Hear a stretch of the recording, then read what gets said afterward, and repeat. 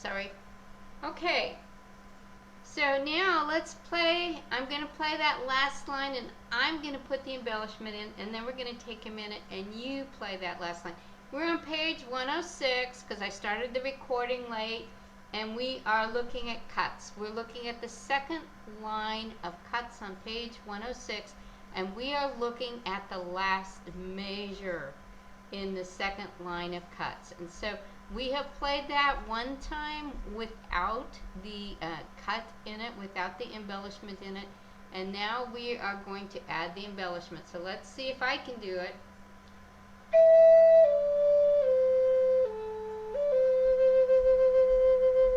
Okay, I want everybody now to take your time and add that embellishment into it.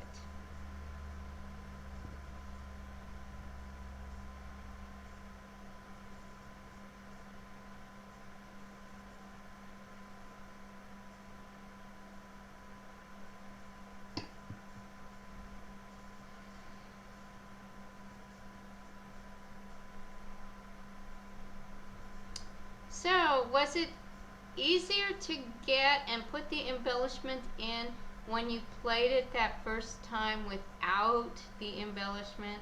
Yeah, our brain works that way. So get the major pattern down, then add the embellishment. Go slowly, go very slowly, and just practice and practice and practice until it becomes almost second nature for you to play that particular measure. And that's how I practice those things. So now we are going to look at Little Crow Dance with cuts. So I'm going to share my screen again.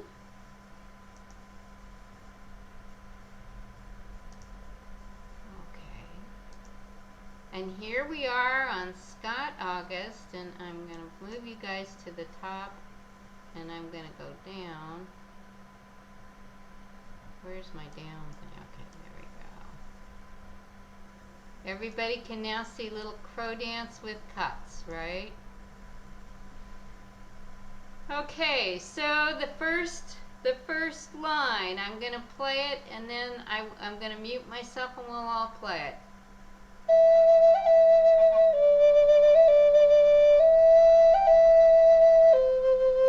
Okay, go ahead and play that. Everybody take your time and play that.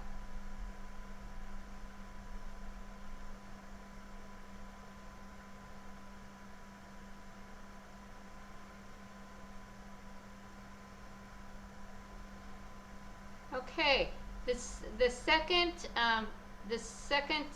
phrase of that first line, I'm going to play.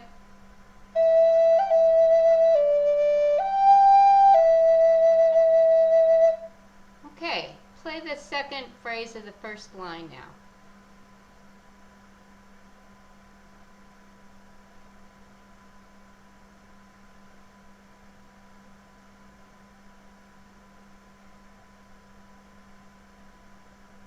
Okay, so the second line, let's go to the second line.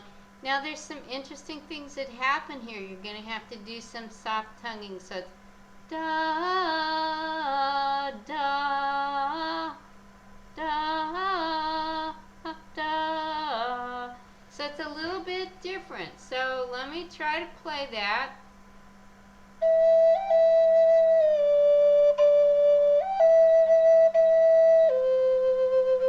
Okay, go ahead and try that line.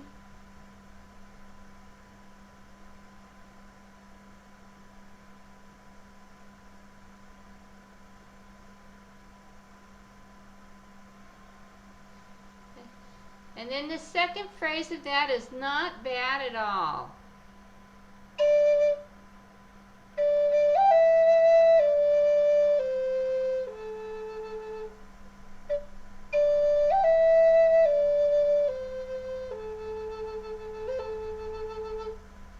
So go ahead and play the second phrase of the second line.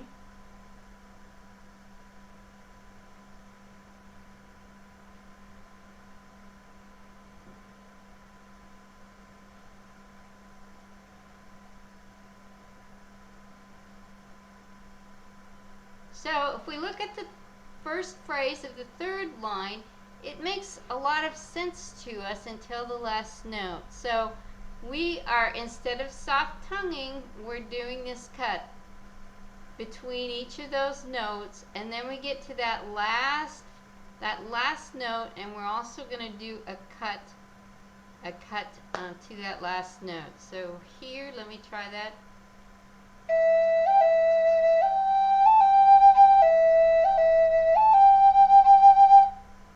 Go ahead and try that.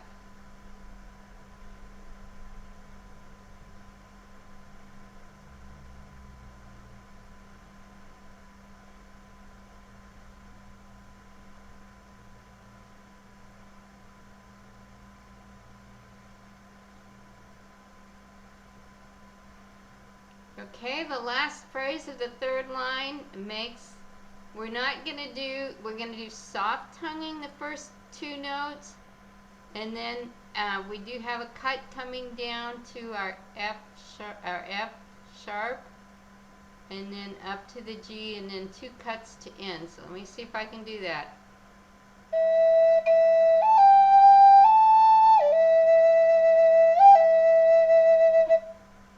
Okay, go ahead and try that.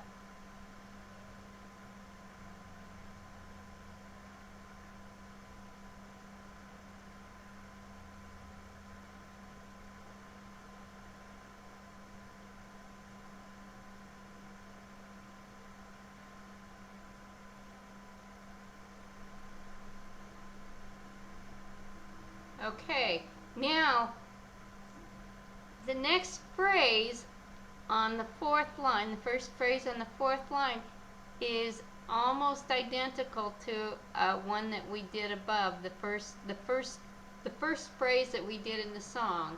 It's identical to that, and so go ahead and play that. You've played it before, play it one more time.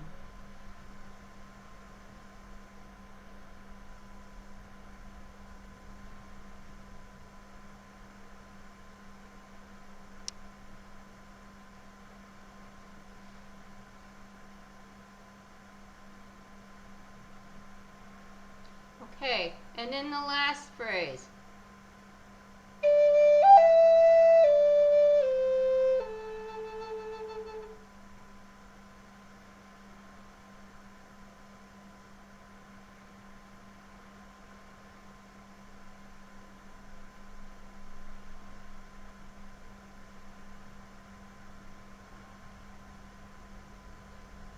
Okay, so that is Little Dance, and that is with cuts, and so we're going to be working on that this week, as well as the two exercises on page 106. So, Anne, this is all Anne's fault, so I want you to all blame Anne. I can only do this because she's my sister. Sorry, guys, but you know what? I think on those where they had the does in the, I Was think there I a have to print that off because I didn't practice that. Okay. Okay, so we're going to go on to the page 128. And 128 is Silent Pueblo. So if you turn to page 128, this is a pretty easy song, but you know, I had some difficulty with it, with the counting, because this is very similar to a song that another song of Scott August, but you hold the notes longer. Instead of them being half notes, they're whole notes, and so you hold them longer. And so I was holding the notes too long, and so I had to do something else that I often do when I play Scott August music, and that's that I had to count it out. So it's 1 and 2 and 3, 1 and 2 and 3, 1 and 2 and 3, 4 and 1, 2, 3. So I had to count it out so that I could get the timing of that. And so that's something else that I do when I'm playing a piece that I'm not familiar with, is that even before I start it, I will figure out what is the counting on it. Especially some of his get to be pretty difficult as we progress through the book. So, Silent Pueblo is really a pleasant, pleasant song. It's a lovely, lovely song. So, I'm going to play Silent Pueblo for you.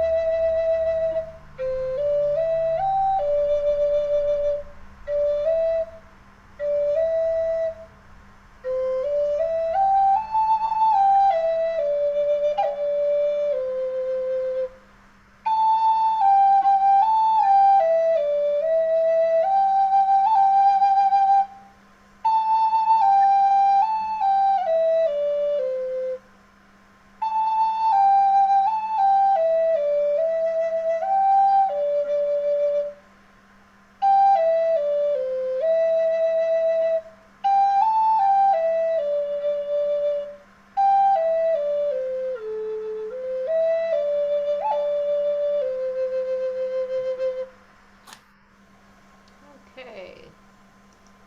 So you can see that I made some mistakes on that. That means that those are areas that I personally need to go back and practice on. But this is just a lovely, lovely little tune. And you could, to make this tune longer, you could just play this tune over again, you know, to make it longer. Because sometimes we like to make these things last a little bit. So, does anybody have any questions about what we will be doing? We will be working on cuts. We will play the cuts on page 106, the 2 exercises on page 106. We will play Little Crow Dance with cuts, and I will send that out to you. And we will move on to page 128 and add Silent Pueblo to what we are doing this week to give us a little bit of variety.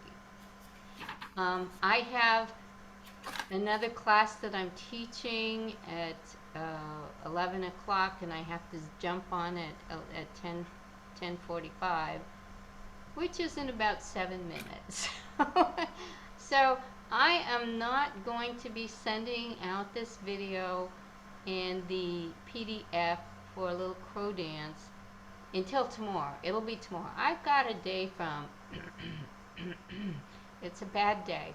So I had this, then I have a class. I'm teaching an obituary class, an obituary writing class for Ollie.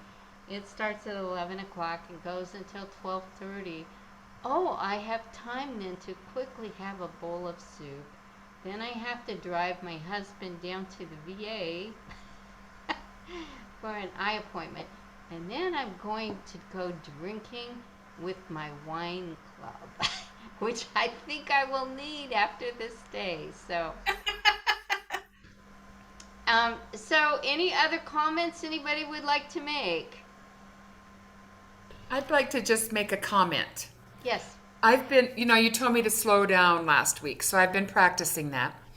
And I've just been sitting and just playing my flute, whatever comes to my head. I have so enjoyed that. Bill says I've gotten some pretty things, but it's been kind of a lifesaver for me this last week. It's been great. When after I started playing the flute, I had this image in my mind, and it was of a person. I think it was a woman, but it could have been a man. But it was of a person sitting in front of a window, and it was winter outside, and they were playing their flute. And the impression that I had was that this person lived alone, and that they were playing their flute. And so I have had that in my mind, and every single thing that I have done as far as learning to play the flute, teaching people to play the flute, goes directly back to that picture that I have. I have been true to that picture, and so it thrills my heart to hear that you just have played your flute and have loved it. Have loved it. So, in the Johnny Lipford thing that I was listening to today, when he talked about practice, he said that there are really three types of flute playing. There is the practice, where you're sitting and you're physically trying to get better. You're going over and over something. You're working at trying to improve your flute practice. Then there is the play, and that is what you were doing. You were sitting and just playing with your flute and just enjoying playing with your flute. And then he says there is performance, and he says that you don't need to perform in front of people, but there's a difference between practice and play and performance. And he said that the difference in performance is that when you make a mistake, you don't, like I went back over this mistake that I made because we were practicing today. But when you make a mistake, you just go on. You just go on. And if you can incorporate that mistake again later, great. So that it looks like it was so intentional. But you just actually just go on and continue playing. And he says even people who don't perform for anyone should add this performance aspect to their play, where they play, and if they make a mistake on a song like Silent Pueblo, that they just go on. But so we're practicing, and we're going to go over this. We go over it slowly. If you're really having trouble, Scott says to play it backwards. I think about that like cutting a loaf of bread. We don't just cut a loaf of bread one way, When we're cutting a loaf of bread, we're sawing both ways. And so as we're making these neural pathways in our brain for some of these things, it's okay to play it backwards because you're still running along that same neural pathway, but this time we're cutting it both ways. So that's why Scott has us play things backwards every once in a while. It's a really interesting technique, and it really is. You'd be surprised at how helpful it can be. Okay, any other comments from anybody? It really helped me to slow down too. It helped a Scott lot. had a very difficult time getting me to slow down because one thing I was very good at on the flute was I was just very good at going fast. And so I just wanted to play these things and show Scott how good I was at going fast. But that was missing the whole aspect of the flute being something that we really enjoy. And so slowing down is very, very helpful to our enjoyment. I played for somebody in hospice twice last week. And I did, what we talked about last time, where you're playing everything very meditatively, playing a song that you know, but you've really slowed it down, and time just has no real aspect or part of that. And so I played for about a half an hour 2 times last week, and that's the method that I use. I had songs, I used Scott August songs and my songs, but the time just was not important. The person I played for did not show any awareness that I had been there and played. There were some family members there, and they fell asleep.